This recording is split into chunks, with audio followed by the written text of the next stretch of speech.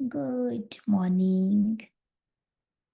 सो आज बाबा हम बच्चों को जागृत करने के लिए बहुत सारी युक्तियां बता रहे हैं। हमारी यादगार है रामायण के अंदर मेघनाथ के बाणों से जब लक्ष्मण घायल हो जाते हैं तो उस समय वैद्य की डायरेक्शन के अनुसार हनुमान संजीवनी बुट्टी लेने जाते हैं और फिर उससे लक्ष्मण को जागृत हो जाते हैं। तो कभी कभी इस ब्राह्मण जीवन में भी माया के बड़े बड़े तूफान आते हैं, बड़े बड़े गोले लग जाते हैं, बाण लग जाते हैं। तो बाबा के बच्चे भी कभी कभी अनकॉन्शियस हो जाते हैं। तो उस समय बाबा हम बच्चों को संजीवनी बूटी सुंघाकर फिर से जागृत कर देता है, फिर से कॉन्शियसनेस में ला देते हैं। तो इस ब्राह्मण जीवन में हमारे लिए संजीवनी बूटी का काम कौन कौन सी चीजें कर रही है। क्योंकि हर एक के लाइफ में आप देखो ये बातें तो आती ही है। छोटी मोटी माया की परीक्षाएं हर एक के जीवन में आती है। तो उस समय मुझे देखना है कि वो माया मेरे को अनकॉन्शियस नहीं कर देवे। अगर थोड़ी भी उस प्रकार की फीलिंग्स अंदर में है तो मुझे क्या करना होगा? जागृत करने के लिए, सुजाग करने के लिए। बाबा कहते जो बाबा ने हमारे लिए अच्छे अच्छे गीत बनाए हैं, जो रिकॉर्ड्स बनाए हैं, उसको हम सुनते जाए। क्योंकि म्यूजिक में एक ताकत होती है हमारे मूड को एलिवेट करने की। कभी मूड ऑफ हो जाता है बाबा के गीतों को सुनते सुनते।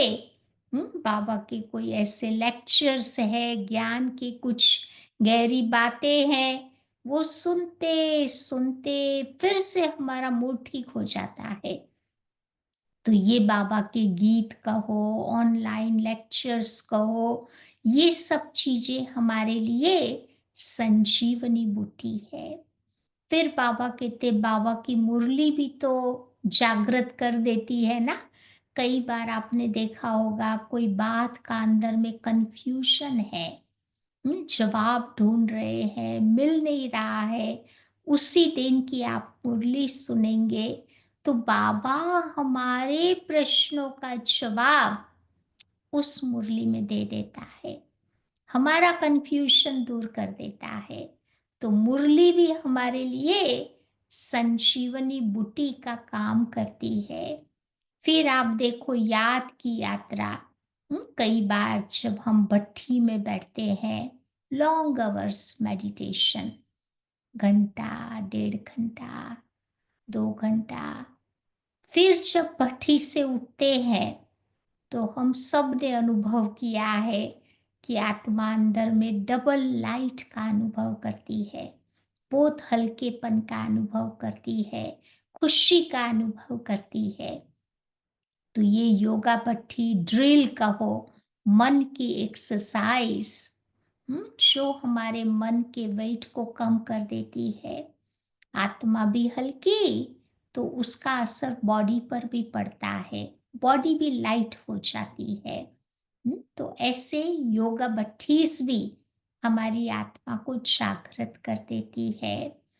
फिर बाबा कहते हैं ज्ञान का चिंतन करना, मनन करना, ये भी संजीवनी बुट्टी का काम करता है। क्योंकि सारे तूफान आप देखो कहाँ आते हैं, मन के अंदर ही तो आते हैं ना। तो मन ही उल्टे सुलटे विचार करना शुरू कर देता है, और जब व्यर्थ संकल्प चलता है तो वो मेरे मन को भी तो भारी बना देता है। फिर वो मन बाबा के पास नहीं जा सकता, उड़ ही नहीं सकता। तो इसीलिए जितना जितना ज्ञान का मनन चिंतन करेंगे, उतना उतना नॉलेज के लिए क्या कहते हैं, knowledge is a light, gives us lot of might. फिर बाबा कहते हैं कि ब्राह्मण परिवार, ये संगठन की शक्ति भी आत्मा के लिए संजीवनी बुट्टी का काम करती है। बाबा का परिवार कितना सुंदर परिवार है, बार बार थोड़ा मिलता है, 5,000 वर्ष के बाद एक बार मिलता है। तो उस परिवार को जब हम अप्रिशिएट करते हैं, उस परिवार से भी अच्छी अच्छी बातें हम देखते हैं, सुनते हैं, धारण करते हैं, तो बाबा कहते हैं वो परिवार में संगठन का किला मजबूत बन जाएगा, जो मेरी रक्षा करने के लिए निमित्त बन जाएगा। फिर बाबा कहते, बाबा ने हमारे लिए जो भी चित्र वगैरह बनाए हैं ना, ये चित्र भी मेरे लिए संजीवनी बूटी है।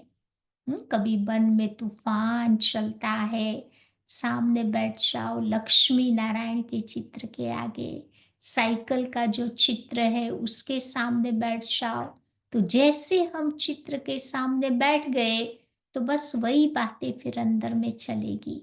वो जो तूफान है मन का, वो जो अंदर में चल रहा है, उसको वो दूर हो जाएगा। क्योंकि mind is like our own baby है, उसको अच्छी चीज आप दे दो तो बुरी चीजों को वो रख देगा। जैसे बेबीज कोई वैल्यूएबल टॉय से खेल रहा है, आप जबरदस्ती उससे वो टॉय ले लेंगे, तो बेबी बहुत नॉइस करेगा, रोएगा, धमाल करेगा। लेकिन उसको दूसरी चीज दे दो तो वो वैल्यूएबल चीज को रख देगा।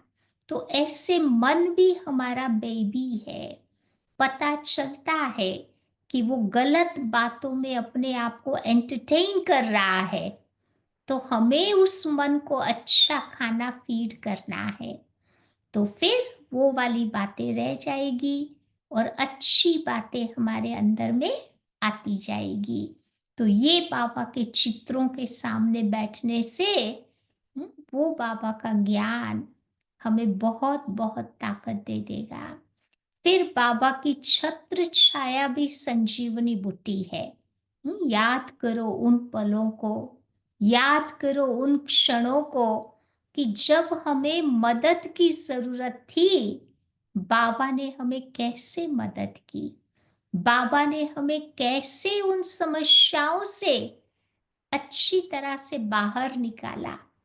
उन पलों को जब याद करते हैं ना, तो वो सारे पल भी हमारे लिए संजीवनी बुट्टी का काम करता है। फिर वो जो अनकॉन्शियस से आत्मा कॉन्शियस हो जाएगी। फिर बाबा कहते हैं कि किसी आत्मा के प्रति शुभ भावना, शुभ कामना रखते हैं, तो ये भी संजीवनी बुट्टी है, आत्मा को सुजाग जागृत करने वाली है। क्योंकि हमारी ही तो शुभ भावना, शुभ कामना एक दिन उस आत्मा को बाबा के नजदीक ले आएगी।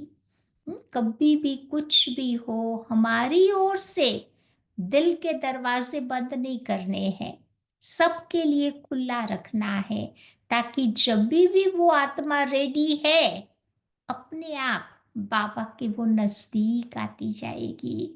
फिर कभी कभी बाबा कहते स्वमान में रहने से भी हम्म, आत्मा जागृत रहती है।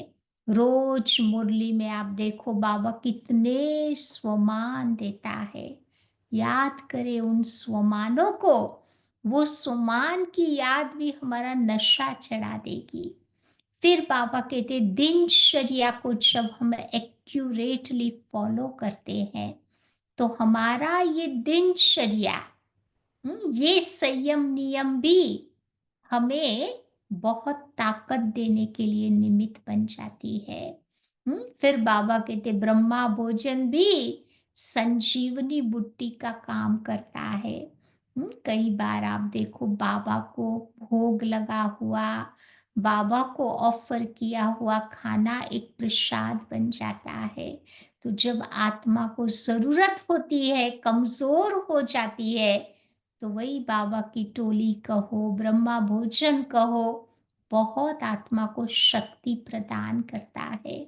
आत्मा फिर से जागृत हो जाती है। फिर बाबा कहते अंतर्मुखी बनकर जितना जितना अपने आप से बाबा से हम बातें करते हैं ना, तो ये बातें करने का जो तरीका है बाबा ने हमें सिखाया है, वो भी मेरी आत्मा को माया के अटैक से जागृत कर देती है, सुजाग कर देती है। फिर बाबा कहते उमंग उत्साह, ये ब्राह्मण जीवन की दो पांखें हैं। तो जितना जितना हम उमंग उत्साह में रहेंगे तो हम उड़ते रहेंगे, तो औरों को भी हम उड़ाने का काम करेंगे। तो ये जितना जितना उड़ते रहो, उड़ाते रहो, ये भी आत्मा को जागृत बना देगी। फिर बाबा कहते मन सा सेवा करे। आत्माएं दुनिया में देखो कितनी दुखी है, उनको कौन सी चीज की जरूरत है, उनकी जरूरतों को समझकर उन आत्माओं को अच्छे वाइब्रेशंस देते हैं, बाबा की पावर का अनुभव कराते हैं। तो उन आत्माओं के दिल से हमारे प्रति दुआएं निकलेगी, और यही दुआएं एक संजीवनी बुट्टी का काम करती है। तो आज बाबा आत्मा को हम कैसे जागृत करें, क्योंकि माया के अटैक कभी कभी सुला देते हैं।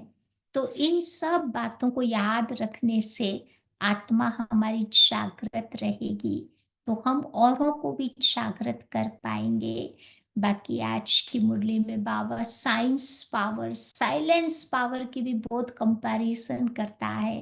बाबा कहते साइलेंस पावर साइंस पावर से भी बहुत ऊंची शक्ति है।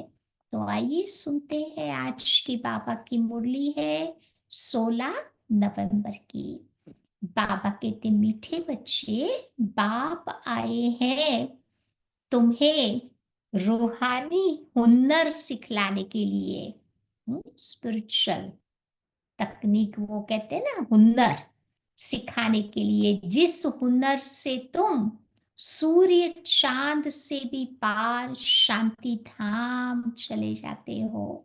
ये बाबा जो मेथड सिखा रहे हैं ना, उसकी प्रैक्टिस करने से क्या करते हैं, सूर्य चांद तारों से भी पार परम धाम अपने घर चले जाते हैं। आज का प्रश्न है, साइंस घमंड और साइलेंस घमंड में कौन सा अंतर है। दोनों की पावर एक्सट्रीम पे चल रही है ना आज, दोनों में अंतर बाबा पूछ रहे हैं। तो बाबा कहते साइंस घमंडी चांद सितारों पर जाने के लिए कितना खर्चा करते हैं, शरीर का जोखिम उठा करके जाते हैं, और उन्हें डर भी रहता है कि रॉकेट कहाँ फेल ना हो जावे। देखा ना, अभी 2 जने बेचारे स्पेस में फंसे हुए हैं। तो बाबा कहते चले तो गए, वापस लाना भी इजी काम नहीं होता है। लेकिन तुम बच्चे साइलेंस घमंड वाले, बिगर कौड़ी खर्चा, सूर्य चांद से भी पार मूल वतन में जाते हो। साइलेंस पावर से मूल वतन तो कितना दूर है? स्पेस से भी दूर है। तो बाबा कहते उससे भी पार जाते हो बिना खर्चा किए। तो तुम्हें कोई डर नहीं है, क्योंकि तुम शरीर को यहाँ छोड़ करके जाते हो। जब शरीर को लेके जाओ तब डर रहे ना, शरीर यहाँ छोड़कर आत्मा मन के द्वारा ट्रैवलिंग करती है, तो कोई डर की बात नहीं। ओम शांति। तो रूहानी बाप बैठ रूहानी बच्चों को समझाते हैं। बच्चे सुनते तो रहते हैं कि साइंस दान चांद पर जाने का प्रयत्न करते हैं, लेकिन वे लोग तो सिर्फ चांद तक ही जाने की कोशिश करते हैं। उसमें कितना खर्चा करते हैं, फिर बहुत डर भी रहता है ऊपर जाने में। अब तुम अपने ऊपर विचार करो कि तुम बच्चे कहाँ के रहने वाले हो। वो तो चंद्रमा की तरफ जाते, और तुम बच्चे कहाँ जाते हो? सूर्य, चंद्र, तारागणों से भी पार चले जाते हो। परम धाम कितना दूर है, आप सोचो।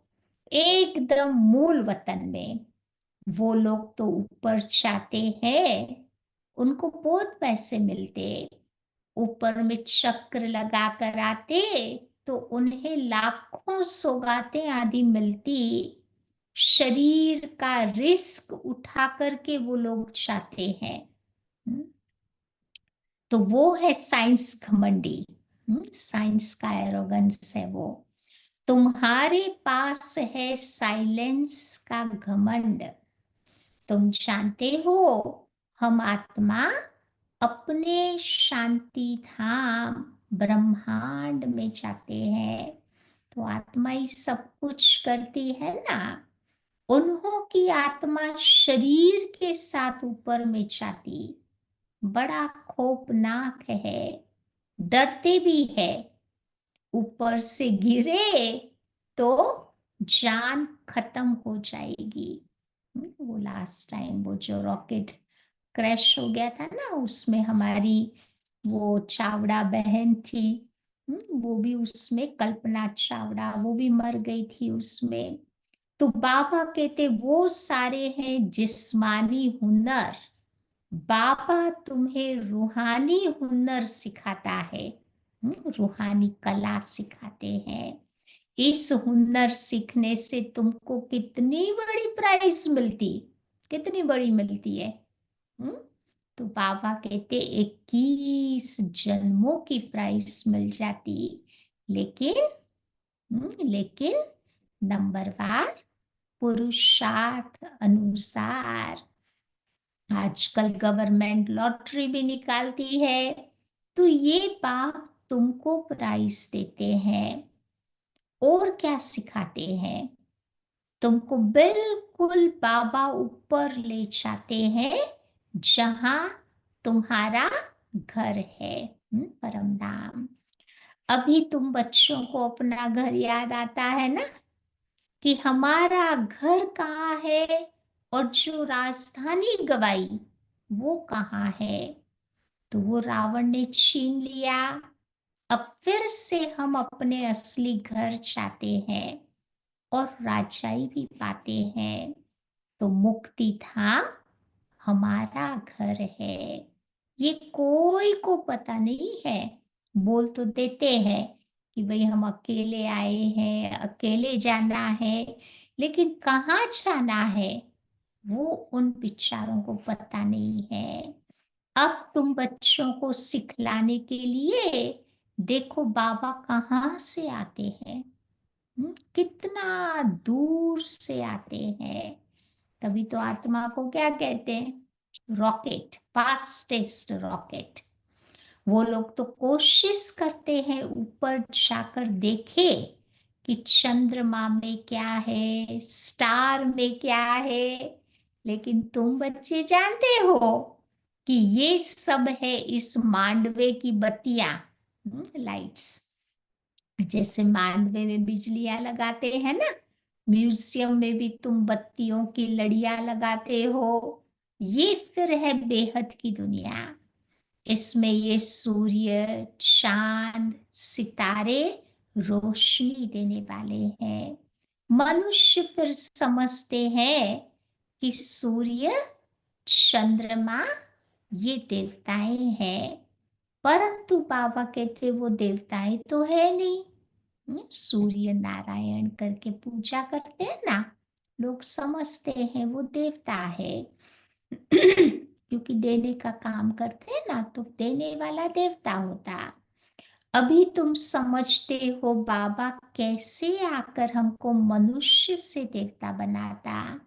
ये ज्ञान सूर्य, ज्ञान चंद्रमा और ज्ञान लकी सितारे हैं। ज्ञान से ही तुम बच्चों की सदगति हो रही है। तुम कितना दूर जाते हो। बाबा ने ही तो तुम बच्चों को घर का रास्ता बताया है ना। सिवाय बाप के कोई भी वापस अपने घर नहीं जा सकता। जब तक बाबा नहीं आवे तब तक बाबा कहते घर का रास्ता कोई नहीं बता सकता। तो बाबा आकर के शिक्षा देते हैं, तब तो तुम जानते हो, तुम ये भी समझते हो, हम आत्मा पवित्र बनेंगे तब ही अपने घर जा सकेंगे। फिर या तो योग बल से या सजाओं के बल से आत्मा को पावन बनना है। बस दो ही मेथड है। योगा पावर से बनाओ या फिर बाबा कहते सफरिंग से अपने आप को पावन बनाओ, और कोई उपाय ही नहीं है। बाबा तो समझाते रहते हैं कि जितना तुम बच्चे बाबा को याद करेंगे उतना पावन बनेंगे। याद नहीं करेंगे तो फिर क्या होगा? पतित बन जाएंगे। फिर बहुत सजाएं खानी पड़ेगी। फिर पद भी भ्रष्ट हो जाएगा।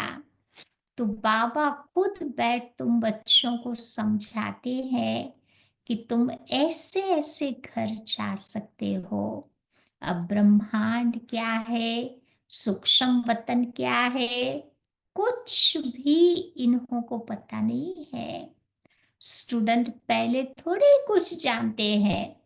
जब पढ़ना शुरू करते हैं तब तो नॉलेज मिलती है ना।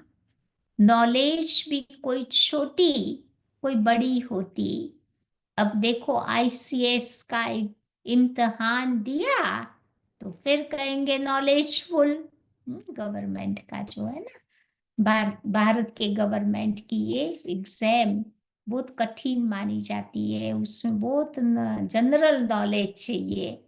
तो ये बाबा कहते एग्जाम पास करते आ तो फिर उसको नॉलेजफुल कहेंगे। इससे ऊंच नॉलेज तो कुछ होती नहीं। अब तुम बच्चे भी कितनी ऊंच नॉलेज सीखते हो। बाबा तुमको पवित्र बनने की युक्ति बताते हैं कि बच्चे माम एकम याद करो तो तुम पतित से पावन बन जाएंगे। असल में तुम आत्माएं पावन थी, ऊपर अपने घर में रहने वाली थी। जब तुम सतयुग जीवन मुक्ति में हो तो बाकी सब आत्माएं उस समय मुक्ति धाम में रहती। तो मुक्ति और जीवन मुक्ति दोनों को हम शिवालय कह सकते हैं। शुभ बाबा का घर हो गया ना। मुक्ति माना परम धाम, जीवन मुक्ति माना बाबा द्वारा स्थापन हुआ। जो दुनिया है उसको भी शिवालय कह सकते हैं। मुक्ति में शिव बाबा भी रहते तो हम बच्चे भी रहते। तो ये है रूहानी हाईएस्ट नॉलेज। वो कहते हैं हम तो चांद के ऊपर जा करके रहेंगे। कितना मत्था मारते हैं। कहते यहाँ पर जब थर्ड वर्ल्ड वॉर शुरू हो जाएगी ना, तो कहते हम उस समय चांद पर रहेंगे तो वहां अफेक्ट नहीं होगी। ऐसे बोलते हैं। तो बाबा कहते कितनी बहादुरी दिखाते हैं। इतने मल्टी मिलियन माइल्स ऊपर जाते हैं लेकिन उन्हों की आश पूरी नहीं होती। तुम्हारी आश पूरी हो जाती। उनका है झूठा जिस्मानी घमंड, तुम्हारा है रूहानी घमंड तो नहीं कहेंगे बट सेल्फ रेस्पेक्ट जरूर है। वो माया की बहादुरी कितनी दिखाते हैं, मनुष्य कितनी तालियां बजाते हैं, बधाइयां भी देते हैं, मिलता भी बहुत है, करके उनको 5-10 करोड़ मिलेंगे। तुम बच्चों को ये ज्ञान है कि उन्हों को ये जो कुछ मिलता है सब खत्म हो जाएगा। बाकी थोड़े दिन ही समझो, आज क्या है, कल क्या होगा।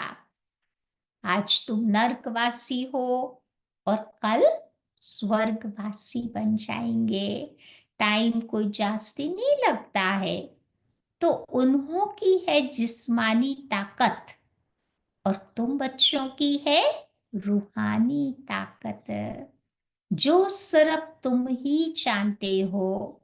वो जिस्मानी ताकत से कहाँ तक जाएंगे, चांद सितारों तक पहुंचेंगे।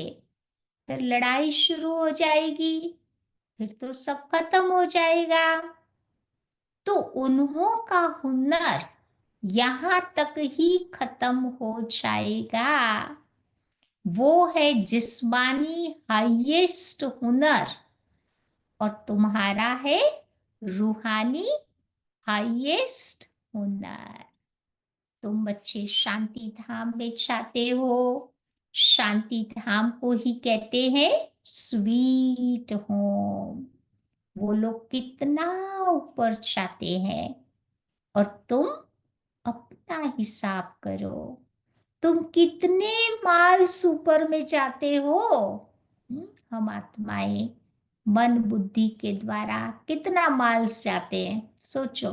परम धाम कितना ऊपर होगा, उसकी गिनती नहीं कर सकते। बाबा तो कहते हैं कि बच्चे मैं कितने माइल्स ऊपर में रहता हूँ, गिनती कर सकेंगे। उन्हों के पास तो गिनती होती है, बतलाते हैं कि इतने इतने माइल्स हम ऊपर गए, फिर लौट आते हैं, स्पेस में जाते हैं, चांद पर जाते हैं, तो गिनती करते हैं ना। तो बाबा कहते बड़ी खबरदारी उनको रखनी पड़ती है कि ऐसे ऐसे उतरेंगे, ये करेंगे। बहुत आवाज होता, साइंस की दुनिया में रॉकेट ऊपर जाता है, कितना आवाज, कितना पोल्यूशन। तो बाबा कहते तुम्हारा क्या आवाज है, तुम कहाँ जाते हो, कैसे जाते हो, कोई को पता भी नहीं पड़ता। हम योग में बैठते हैं ना, परम धाम की यात्रा करते, कोई को पता भी नहीं पड़ता। तुम बच्चों को क्या प्राइस मिलती, ये तुम ही जानते हो। तो बाबा कहते बच्चे ये बड़ा वंडरफुल है, बाबा की कमाल है, किसी को पता नहीं। तुम तो कहेंगे कि हमारे लिए ये नई बात थोड़ी ही है, क्योंकि हर 5,000 वर्ष के बाद हम ये प्रैक्टिस करते रहेंगे। तुम इस सृष्टि के ड्रामा के आदि मध्य अंत ड्यूरेशन आदि सब कुछ अच्छी तरह से जानते हो। तो तुम बच्चों को अंदर में फकूर होना चाहिए। फकूर माना नशा होना चाहिए कि बाबा हमको क्या सिखलाते हैं। बहुत ऊंचा पुरुषार्थ करते हैं, फिर भी करेंगे। तो ये सब बातें और तो कोई जानता नहीं, बाबा है गुप्त। तुम बच्चों को कितना रोज समझाते हैं, तुमको बाबा कितनी नॉलेज देते हैं। उन लोगों का तो जाना है हद का, लेकिन तुम बच्चे जाते हो बेहद में। वो चंद्रमा तक जाते हैं। अब वो बड़ी बड़ी बत्तियां हैं और तो कुछ नहीं। जो आसमान में नक्षत्र देखते हैं ना, बाबा कहते वो बड़ी बड़ी बत्तियां हैं और कुछ नहीं है। उनको धरनी बहुत छोटी देखने में आती है। तो उन्हों की जिस्मानी नॉलेज और तुम्हारी नॉलेज में देखो कितना फर्क है। तुम्हारी आत्मा कितनी छोटी है, परंतु रॉकेट तुम्हारा बड़ा तीखा है। आत्माएं ऊपर में रहती है, फिर आती है पाठ बचाने। तो वो भी सुप्रीम आत्मा है, परंतु उनकी पूजा कैसे हो? भक्ति भी तो जरूर होनी है ना। बाबा ने समझाया है कि आधा कल्प है ज्ञान, ज्ञान अर्थात दिन, और आधा कल्प है भक्ति। भक्ति अर्थात रात, अज्ञान रूपी रात। अभी संगम युग पर तुम बच्चे ज्ञान लेते हो, सतयुग में तो ज्ञान होता ही नहीं। इसीलिए इसको पुरुषोत्तम संगम युग कहा जाता। सबको तुम पुरुषोत्तम बना देते। पुरुष में भी उत्तम। तुम्हारी आत्मा कितना दूर दूर जाती है। तुमको खुशी है ना? वो हुनर दिखाते हैं तो बहुत पैसा मिलता। नहीं, अलग अलग कलाएं दिखाते हैं ना, तो बाबा कहते बहुत कमाते। बल कितना भी मिले, परंतु तुम समझते हो वो कुछ भी उनके साथ चलना नहीं है। अभी मरे कि मरे, सब खत्म हो जाने वाला है। अभी तुम बच्चों को कितने वैल्यूएबल रत्न मिल रहे हैं। ज्ञान का एक एक रत्न आप देखो, लाखों करोड़ों रुपयों का है। इनकी वैल्यू कोई गिनी नहीं जाती। लाख लाख रुपया एक एक वर्षन्स का है। कितने समय से तुम बच्चे सुनते आए हो। गीता में कितनी वैल्यूएबल नॉलेज है। ये एक ही गीता है जिसको मोस्ट वैल्यूएबल कहते हैं। हमारी मुरली ही हमारी सच्ची सच्ची गीता है। तो सर्व शास्त्रमयी शिरोमणि श्रीमद् भगवत गीता। वो लोग बल पढ़ते रहते हैं, परंतु बाबा कहते उसका अर्थ समझते थोड़े ही है। गीता पढ़ने से क्या होगा? अब बाबा कहते हैं कि बच्चे, तुम मुझे याद करो तो तुम पावन बनेंगे। बल वो गीता पढ़ते हैं, परंतु एक का भी बाप के साथ योग नहीं है। कृष्ण के साथ उनका योग होता है। फिर बाबा को सर्वव्यापी भी कह देते हैं। अब ये लक्ष्मी नारायण के चित्र तुम्हारे सामने है। इनको देवता कहा जाता है क्योंकि उनमें दैवी गुण है। तुम आत्माओं को भी पवित्र बन अब सबको अपने घर जाना है। नई दुनिया में तो इतने मनुष्य होते ही नहीं। 9 लाख से शुरू होगा ना सतयुग में, इतने सारे मनुष्य नहीं होते। बाकी सब आत्माओं को जाना पड़ेगा अपने घर। तुमको भी बाबा बैठ समझाते हैं। जैसा जिसने कल पहले अटेंशन दिया है, ऐसा देता रहेगा। लास्ट साइकिल में जिसने अच्छा पुरुषार्थ किया, तो वो संस्कार आत्मा में रहते हैं, तो वही संस्कार इमर्ज हो जाएंगे। फिर अच्छा का पुरुषार्थ वो करता रहेगा। तो बाबा कहते हैं बाप सर्विस का समाचार सुन करके खुश भी होते हैं। बाबा को कभी चिट्ठी नहीं लिखते, तो समझते हैं उनका बुद्धि योग कहाँ ठिक्कर बित्तर पर लग गया है। देह अभिमान आया हुआ है, बाबा को भूल गए हैं। नहीं तो विचार करो, लव मैरिज होती है तो उनका आपस में कितना प्यार होता। दुनिया में लव मैरिज करते हैं ना, तो बाबा कहते कितना प्यार होता। हाँ, कोई कोई के ख्यालात बदल भी जाते हैं। कोई कोई फिर स्त्री को मार भी डालते हैं। लेकिन तुम्हारी तो बाबा के साथ है लव मैरिज, समझा? शुभ बाबा के साथ हमारी है लव मैरिज। तो बाबा आकर के तुमको अपना परिचय देते हैं। तुम आपे ही परिचय नहीं पाते हो, बाबा को उसके लिए आना पड़ता है। और पापा आएगा तब। कब आएगा? जब दुनिया पुरानी होगी। पुरानी को नई बनाने बाबा कब आएगा? तो संगम पर ही आएंगे ना। तो बाबा की भी ड्यूटी है। इस साइकिल में बाबा की भी ड्यूटी है। कौन सी ड्यूटी है? नई दुनिया स्थापन करने की। तुमको स्वर्ग का मालिक बना देते हैं।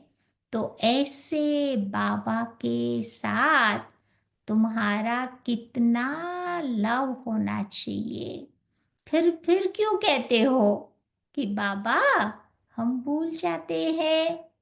बाबा कितना ऊंचे ते ऊंचा बाप है। इनसे ऊंचा तो कोई होता ही नहीं। दुनिया में देखो, God is the highest on high, उससे ऊंचा तो कोई है ही नहीं। मनुष्य मुक्ति के लिए भी कितना मत्था मारते हैं, कितनी झूठ ठगी चल रही है।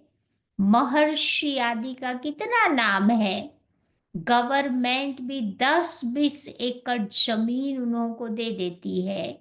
अब ऐसे नहीं कि गवर्नमेंट कोई रिलीजियस है, उनमें कोई मिनिस्टर रिलीजियस होते हैं, तो कोई कोई अनरिलीजियस भी होते, कोई धर्म को मानते नहीं। कहा जाता है ना, religion is a might. Christian में भी देखो माइट थी ना, तभी तो सारे भारत को हप कर गए। भारत में आए ना, राज किया, धीरे धीरे करके कितने देशों को अपना बना लिया। अभी भारत में कोई माइट नहीं है। कितना झगड़ा मारा मारी लगी पड़ी है। वही भारत क्या था? तो बाप कैसे आते हैं, कहाँ आते हैं, कुछ भी पता नहीं। तुम भी जानते हो कि बाबा कहाँ आते हैं? मगध देश में आते हैं। मगध देश क्यों कहते हैं? कि वहां ज्यादा मगरमच्छ होते हैं। आजकल के मनुष्य भी देखो सब कुछ खा जाते हैं।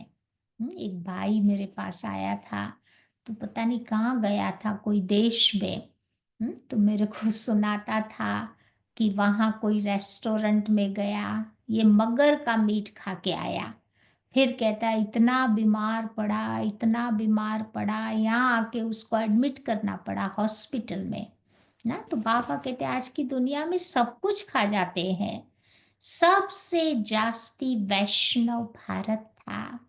ये वैष्णव राज्य है ना, कहाँ ये महान पवित्र देवताएं, और कहाँ आजकल के मनुष्य देखो क्या क्या हब करते जाते हैं। उसमें भी चाइनीज लोग तो कहते हैं ना, जो चीज जमीन पे मुंह होती है सब कुछ खा जाते। बाबा कहते आजकल तो आदमखोर भी बन जाते हैं, छोटे छोटे बच्चों को भी मार के खा जाते हैं। तो भारत की क्या हालत हो गई है। अभी तुम बच्चों को सारा रास बाबा बैठ समझाते हैं, ऊपर से लेकर के नीचे तक का पूरा ज्ञान देते हैं। परम धाम से लेके कलयुग तक का पूरा ज्ञान बाबा देते हैं। पहले पहले तुम ही इस पृथ्वी पर होते हो, फिर मनुष्य वृद्धि को पाते। अभी थोड़े समय में हाहाकार हो जाएगा, फिर हाय हाय करते रहेंगे। स्वर्ग में तो देखो कितना सुख है। ये एम ऑब्जेक्ट की निशानी भी देखो। ये सब तुम बच्चों को धारणा करनी है। कितनी बड़ी पढ़ाई है। बाबा तुम बच्चों को कितना क्लियर करके समझाता है। माला का भी तो राज है ना, ऊपर में फूल शुभ बाबा, फिर नीचे 2 मेरू के दाने होते, वो ब्रह्मा सरस्वती का प्रतीक है। तो निवृत्ति मार्ग वालों को तो माला फेरने का हुक्म ही नहीं है, क्योंकि माला प्रवृत्ति मार्ग वालों की यादगार की निशानी है। सन्यासियों को तो फेरनी भी नहीं चाहिए। तो बाबा कहते ये है ही देवताओं की माला, कि उन्होंने कैसे राज्य लिया, तुम्हारे में भी नंबरवार है। कोई कोई बच्चे हैं जो बेधड़क होकर के किसी को समझाते हैं कि आओ तो हम आपको ऐसी बातें बताएं जो कोई बता नहीं सकता, सिवाय शिव बाबा के कोई नहीं जानता। उन्हों को ये राजयोग किसने सिखाया? तो बाबा कहते हैं जब तुम किसी को समझाते हो, आज बाबा युक्ति बताते हैं कैसे सेवा करनी है। हम्म, तो तुम बच्चों को बहुत रसीला बैठ करके समझाना चाहिए, ताकि सुनने वाले भी बोर नहीं हो जावे, सो नहीं जावे। तो थोड़ा बाबा कहते ह्यूमरस ढंग से, इंटरेस्टिंग वे से समझाना चाहिए। बताओ ये 84 जन्म कैसे लेते हैं? देवता, क्षत्रिय, वैश्य, शूद्र। बाबा तुम बच्चों को कितनी सहज नॉलेज बताते हैं। सारे विश्व पर शांति स्थापन करने वाले तुम हो। बाबा तुमको राज्य भाग्य देते हैं। बाबा दाता है ना, वो कुछ भी लेता नहीं है। तुम्हारी पढ़ाई की ये प्राइस हो गई, ऐसी प्राइस तो कोई नहीं दे सकता, जो 21 जन्म तक चले। ऐसी प्राइस कोई नहीं दे सकता। तो ऐसे बाबा को प्यार से क्यों नहीं याद करते? लौकिक बाप को तो सारा जन्म तुम याद करते हो, पारलौकिक बाबा को क्यों याद नहीं करते? बाबा ने बताया है कि बच्चे ये युद्ध का मैदान है, टाइम लगता है पावन बनने में। इतना समय लगता है जब तक लड़ाई पूरी हो। ऐसे नहीं कि शुरू में आए वो पूरे पावन होंगे।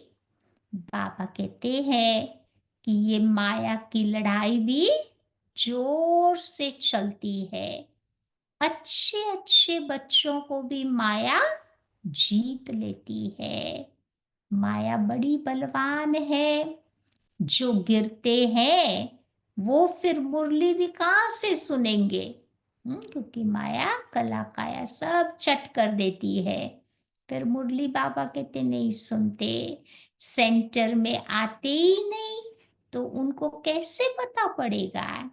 माया उनको एकदम वर्थ नॉट अ पेनी बना देती। अब जब बाबा की मुरली कोई पढ़ता है तो सुजाग हो जाता है, फिर जागृत हो जाता। कोई कोई सेंसिबल बच्चा हो जो उनको समझावे कि तुमने माया से कैसे हार खाई, बाबा तुमको क्या सुनाते और तुम फिर कहाँ जा रहे हो।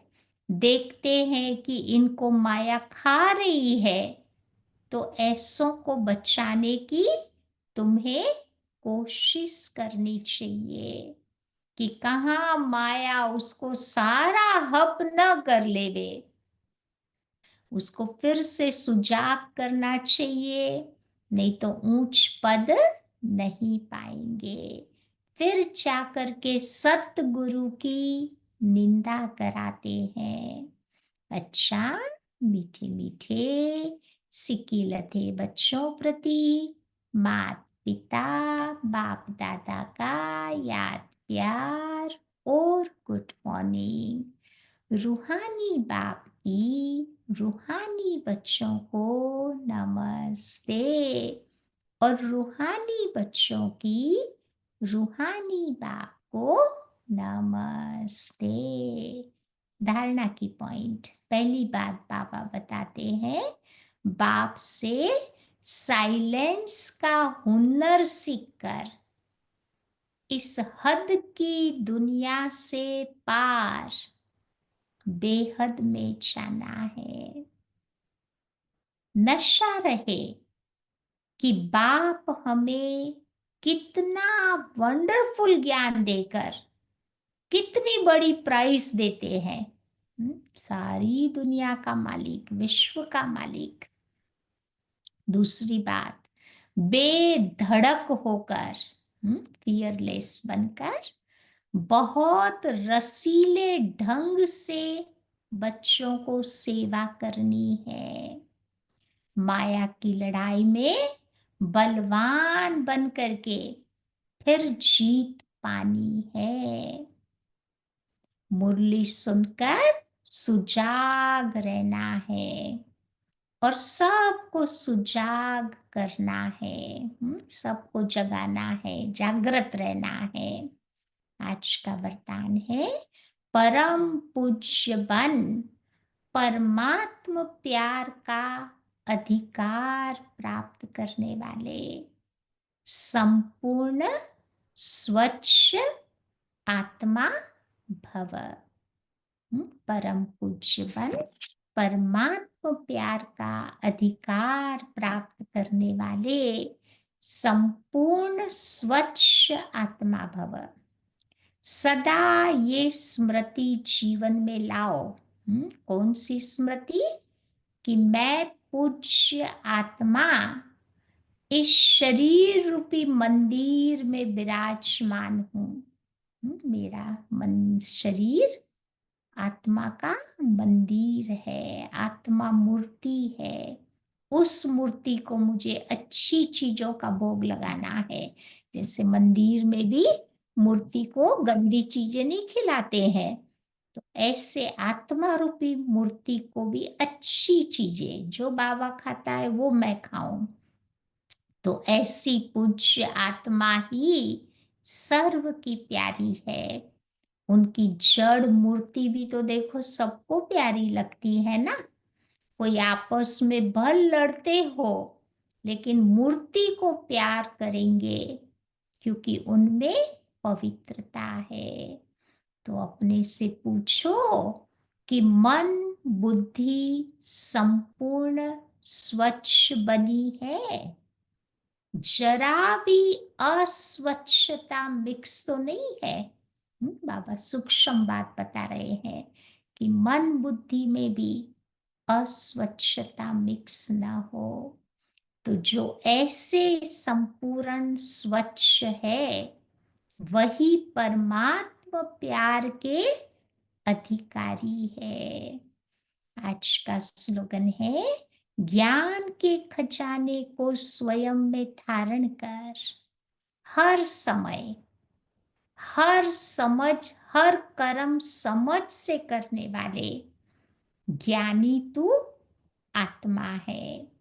ज्ञान के खजाने को स्वयं में धारण कर हर समय, हर कर्म समझ से करने वाले ही ज्ञानी तू आत्मा है। आज की अव्यक्ति पॉइंट है, सफलता के लिए अपने पास रूहानी ताबीज रखो। नहीं, वो छोटे बच्चे को गले में पहनाते हैं ना ताबीज, तो बाबा कहते कौन सा ताबीज हमें रखना है? रिगार्ड देना ही रिगार्ड लेना है। एक्सपेक्ट नहीं करो कि सामने वाला मुझे देवे तो मैं दूं। रिगार्ड मांगने की चीज नहीं है, उसको गेन करना पड़ता है अपने कर्मों के द्वारा।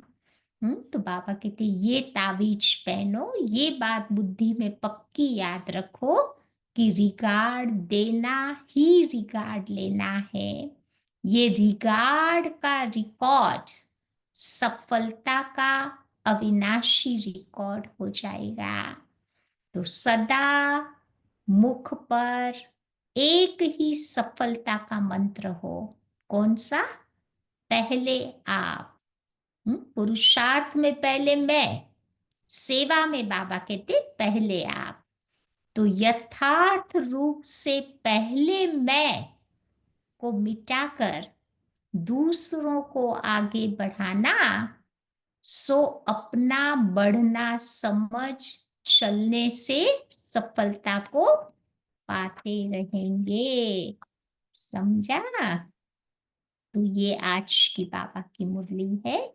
बाकी कल बाबा आए थे, बाबा की बहुत प्यार भरी मुरली थी। प्यार के ऊपर ही बाबा ने बहुत कुछ समझाया था। वो मुरली आपको भेज दी है ग्रुप में, तो आप पढ़ लेना जिनकी मिस हो गई है वो। ठीक है, तो चलो